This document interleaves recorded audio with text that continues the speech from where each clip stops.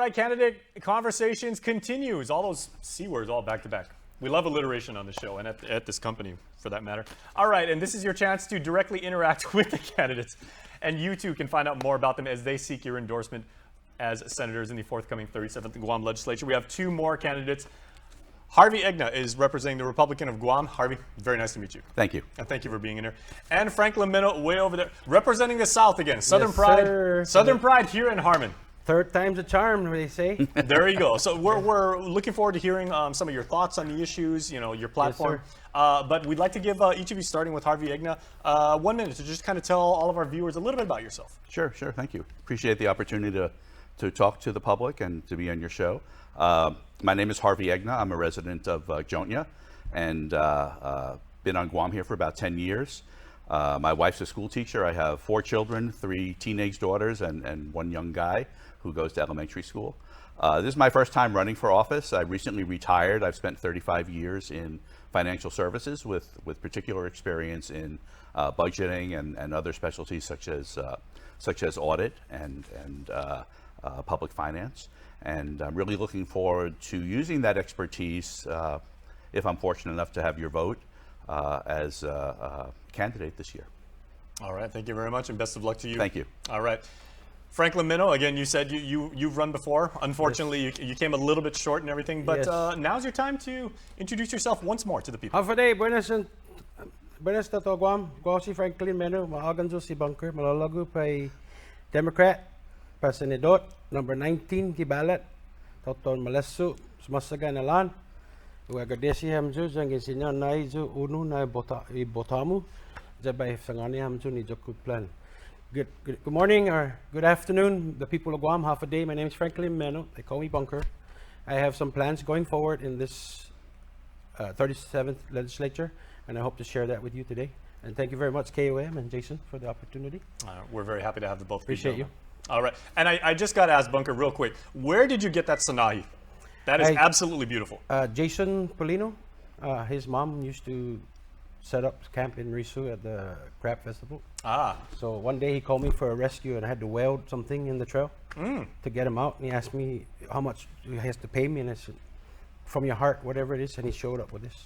Absolutely. So this is the most honorable gift he could give me. Absolutely. And I wear it with pride. Okay, Harvey, have you ever had a chance to wear a sanahi? No, I haven't, but I'd like to get one. Yeah, absolutely. That's a heavy piece of jewelry too. Yeah. But Yeah, it's my neck muscles are stronger now. but as Bunker said too, the emotional weight that it carries with it and everything, Yeah. and just the fact that it was given to you out of the kindness of the Chamorro spirit. I mean, Yes. that's off the charts. All right.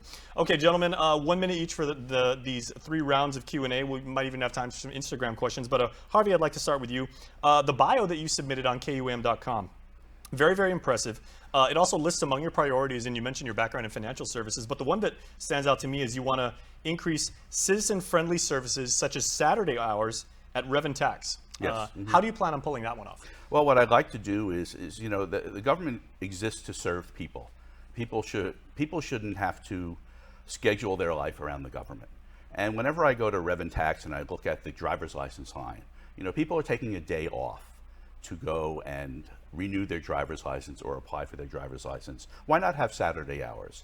As far as the employees, they could have a day off during the week and rotate somehow and work on a Saturday. Maybe 2 Saturdays a month, Rev and Tax could be open to accommodate that.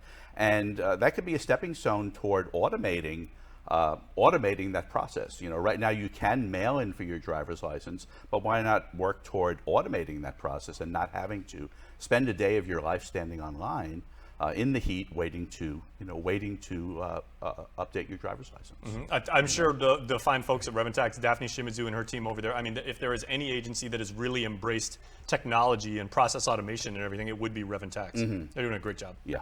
Okay. So government really should exist to fine-tune the process for the citizens, not reverse. All right. Okay. Very well said. All right, Franklin Meno, your family name, the Meno family, especially in the South, has a rich tradition of public service. I remember Michael Meno was a longtime mayor of Inalahan previously. Yes. How do you intend to continue this tradition of public service and being involved in giving back to the community should you be elected? I'd like to share my ideas of going forward with our problems with the trash, illegal dumping, abandoned vehicle. We all relate to that, Hong Guam. So serving the people would be bringing up ideas to itemize trash collection system, so we can separate what can be recycled and what cannot be recycled to reduce the life or to increase the lifespan of our landfill. And an abandoned vehicle, we already pay every year $25 per vehicle, each of us do, and there's a funding source for that. And I'd like to give that responsibility to DPW to pick up the vehicles, and then the mayors get a PO for the payment at Global to receive the abandoned vehicle to cost less on tax dollars. Not out. I understand outsourcing provides jobs, but it also creates a big tax burden. Yeah, very, very well said. And that's probably that's definitely in the top three most commented questions that people want solutions for. So very well said. Yes, okay, Harvey Egna, your next question. What made you want to run for public office on Guam now? Because as you so eloquently said, you just retired. You live in Baza Gardens, a wonderful place. You got that nice cool breeze coming through there every morning. You can enjoy your twilight years and everything. You've got a beautiful family and everything. Why do you want to get involved in public service and take on that responsibility? Sure. I'm retired, but I guess I'm not ready to take up the golf clubs and the fishing rod yet.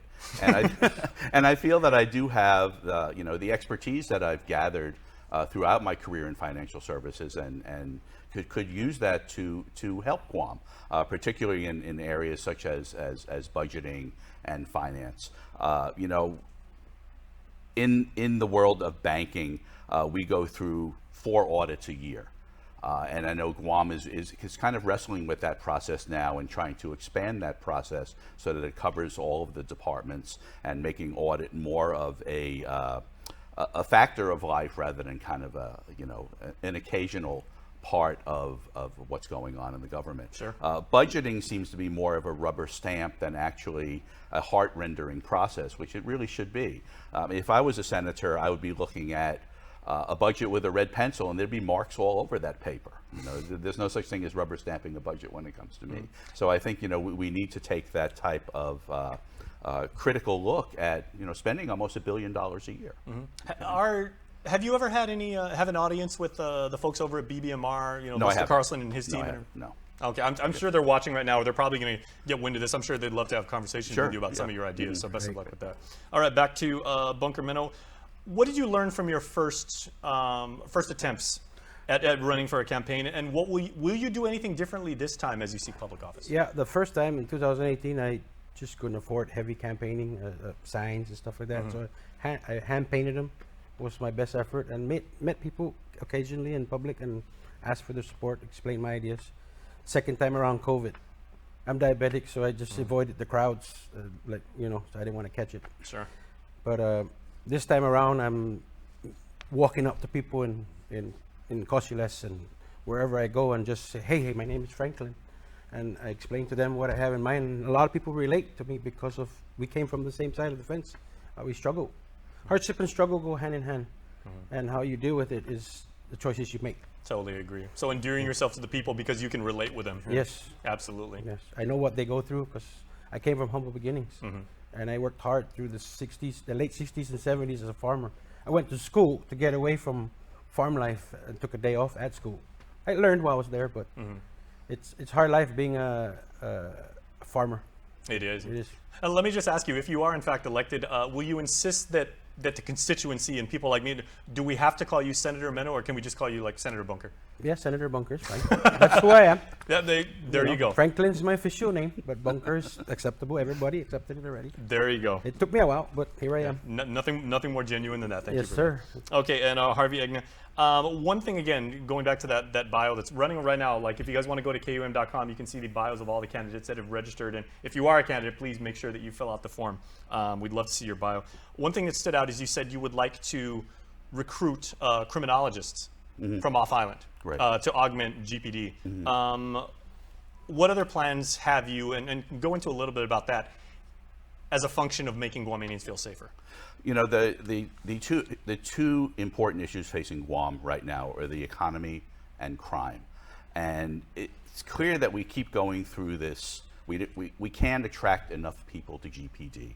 I mean, we just don't have enough population base in Guam, I think, to attract people. And we do have the issue of, once we train them, someone else is hiring them away. Even with the recent raise that brought their salaries up, they're still being hired away. Why don't we look to mainland criminology colleges that are graduating people with associate's degrees, go out and market Guam to them, bring them over on a contract, put them up, 5-year contract. Maybe they'd like to stay after the 5 years. But I think we got to start looking out of the box to, we don't only have to recruit people from Guam to be GPD officers. Let's look to the mainland to bring, they're recruiting our people away. Why don't we look to recruit young criminology graduates with AA degrees, associate's degrees in criminology to come to Guam. Any institutions in particular that you? I think if we look around at West Coast community colleges, we can probably find some that, hey, we're good at marketing Guam to tourists. Why not market it to criminology graduates? The other thing I think we need to do is, I've noticed that Guam is number 2 on the sex crimes list. And I think we need to implement chemical castration and go out and, it's kind of macabre to talk about, but we need to go out and advertise that this is a penalty if you engage in this type of behavior. I'm tired of picking up the newspaper every morning and reading about 5 or 6 of these crimes. Right. A predecessor of yours, former Senator Brent McCready, had that same idea. And we need to do something to stop this. I have 3 teenage girls, and I won't let them go even to the mall without an escort. There you go. I'm so concerned about that, and I think that's what people are concerned about now, is the economy and crime, and we need to take some maybe out of the box look at how do we deal with this crime issue. Bringing more cops in and getting tougher on the penalties. Okay. All right, very well said once again. Okay, Franklin Meno, let me ask, as someone who has been here as long as you have and has the pulse of the community, right? Who is someone from the Guam legislature, either past or current, a senator that you look up to, someone that you admire, and maybe someone, if you should be elected, someone whose footsteps you can follow in? Senator Therese Delahaye. The speaker? Yes. Why?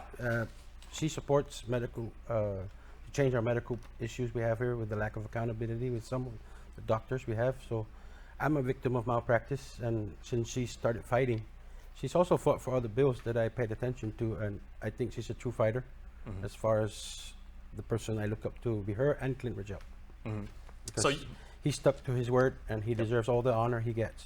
So even if it's an unpopular decision, or you got a lot of people going on Facebook and and Twitter saying oh, Senator Bunker's crazy, he said he wasn't. You're going to stick to your guns. Yes, sir. All right. That makes me real.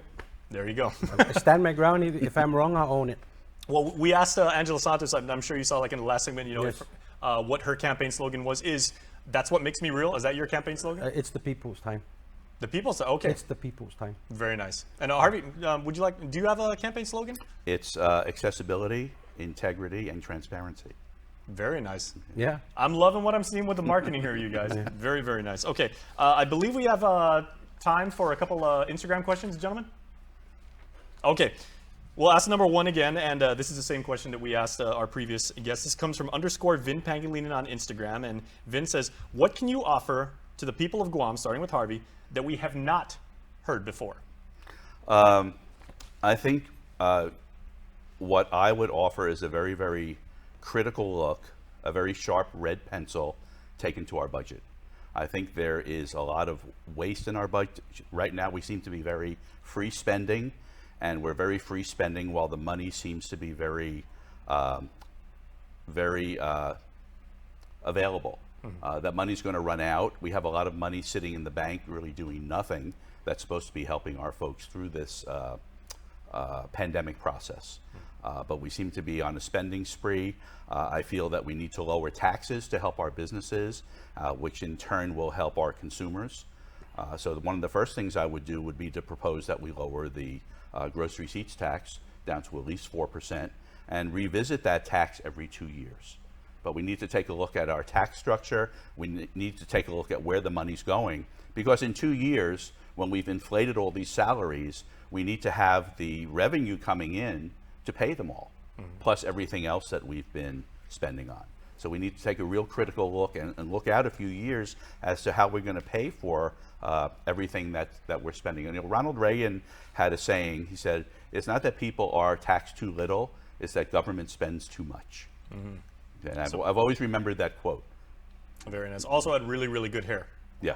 Did former President Reagan. Yes. Okay, same question to Franklin Meno. What can you offer to the people of Guam that we have not heard before? Obviously, a lot of the issues and the problems that we have here persist over time, but what do you bring to the table, and what promises can you make, or what assurances can you give? First of all, I don't want to make any promises. Okay. That sets up failure and disappointment. Very fair. But I will fight for what's right. And I'd like to introduce, like I said earlier, about itemized trash collection, pulverized glass to create sand to be used in construction as foundation or road repairs and other types of use. Glass be shredded to reduce its bulk. Paper can be composted, and wow. And then biodegradable foods can be composted, so we reduce the lifespan of or we increase our lifespan of the landfill. I like to get into the environment and the marine side. We don't have spawning cycles regulations, which the marine life depends on it to reproduce. If they do their thing in the spawning side before commercial fishing, there'll be more for the future. And then the sea cucumbers are being raped on the reefs. I like to introduce a new law, make it a moratorium, to put an end to harvesting sea cucumbers to save the ocean floor. Okay. And that's a wrap. All right, gentlemen. Well, Harvey Egna and Franklin Bunker Meno, best of luck to both of you gentlemen in the upcoming campaign. A final question. We got 5 seconds literally for each of you.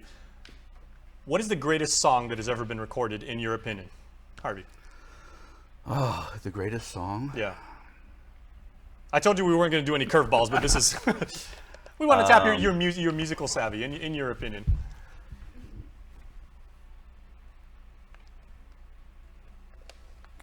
I'll let you go first. Yellow Submarine.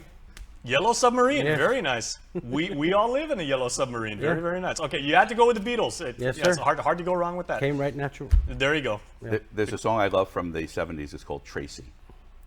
Okay, who's that by? The Cufflinks. Ah, okay. Now there's one to reach back and try to remember. Okay, everybody's running to Spotify right now, and while you do, stay tuned, because we're going to have more Hotspot right after this. So Harvey and Franklin, best of luck to you Thank both. you. All right, thank you. Okay.